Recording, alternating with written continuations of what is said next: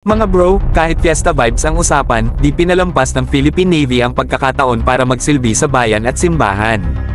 Sa ginanap na 428th Fiesta Celebration sa Ormoc City noong June 28, 2025, nagpakitang gilas ang Naval Forces Central, o NFC, sa pamamagitan ng pagdeploy ng isa sa kanilang surface asset sa Ormoc Bay para suportahan ang fluvial procession.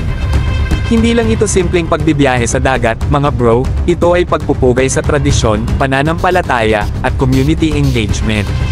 Sa paggalang sa patron Saints Peter and Paul, nagbistulang ceremonial escort ang barko ng Navy, sabay saludo sa kultura ng Ormocanans. Kaya habang naglalayag ang bangka ng mga santo, andin si Navy, protektado ang ruta, maayos ang daloy, at todo suporta sa selebrasyon. Ang ganitong klaseng deployment, mga bro, hindi lang nagpapakita ng lakas ng armas, kundi ng puso ng sundalo. Pinapakita ng Philippine Navy na kahit sa kapistahan, may puwang ang serbisyo at seguridad. Ito ang klase ng military presence na warm, welcome, at win-win para sa lahat. At dahil nga nasa Visayas area tayo, strategic din ang participation ng NFC dito.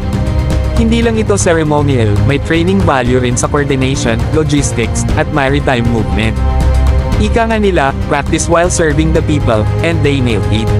Sa panahon na puro tension sa West Philippine Sea ang laman ng headlines, nakakatuwa rin makita ang human side ng ating mga tropa. Sa mga ganitong gawain, mas ramdam mo na ang Navy ay hindi lang tagapagtanggol ng teritoryo, kundi kaagapay rin sa paniniwala at kultura ng sambayanang Pilipino. Sa NFC at sa buong Philippine Navy, kayo ang tunay na haligi ng kapayapaan sa dagat at sa puso ng bawat Pilipino.